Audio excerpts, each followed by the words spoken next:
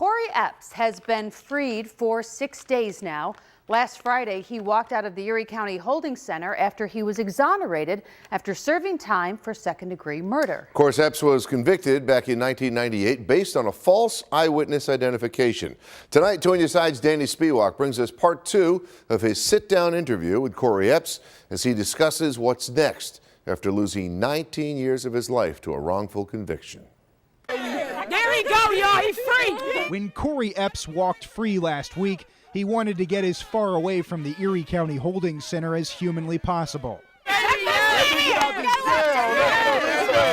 Epps was in his mid-20s when he was arrested and wrongfully convicted in 1998 for the murder of 23-year-old Tamika Means. The next 20 years were spent in the Attica Correctional Facility. But when he hopped in a car 6 days ago after his exoneration, Epps found himself entering a very different world, a world he hardly recognized. It's not the same, you know what I mean? I think it's going to take a while to transition into that. I think it's going to take a real while to transition to that. But it will be a positive transition in many ways. For instance, he'll no longer be confined to seeing his family only in a prison visiting room. My focus is to bond with my family, you know. After 20 years, man, you know, although we know each other naturally through our DNA, you know what I'm saying, we have to bond and get further memories of good times. You know what I mean? Mine stopped when I was 26. Now I'm 46.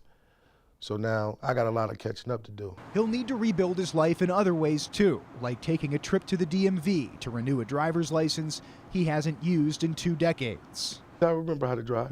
Immediately, you know, I'm like a NASCAR driver. Yeah, like riding a bike, right? Yeah, it's riding the bike. Earlier this week, Epps drove around Buffalo for about an hour, marveling at how much has changed in the past 2 decades. Downtown Buffalo, Canal Side, I mean, all these different things, you got to understand, man. I was born and raised in the city of Buffalo. I'm a Buffalonian. So to see my city transform like it is today is amazing. I'm proud of the city, man. But even with all the amazement, Epps can't shake that sinking feeling that he lost 20 years of his life for a crime he did not commit. It was real catastrophic what I went through.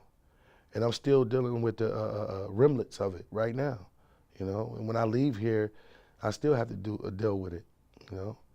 You know, I shouldn't be so excited to go to DMV. I shouldn't be so excited to eat something. I shouldn't be so excited to do anything. The pain may never fully be erased, but when he walked out of those doors of the holding center and into the arms of his family, Epps says he left that pain behind. Since I was a baby, man, my family had cuddled me, man, you know what I mean? To be cuddled by them again after 20 years, man, is astounding, man. Astounding. I can't put it in words. With everything Cory Epps has been through, it would be reasonable to ask whether he intends to file a civil suit to recover damages. I've been in touch with his lawyers from the nonprofit Exoneration Initiative. They say he obviously would consider his options, but he's more focused right now on getting back to his family. Danny Spiewak, Channel 2 News.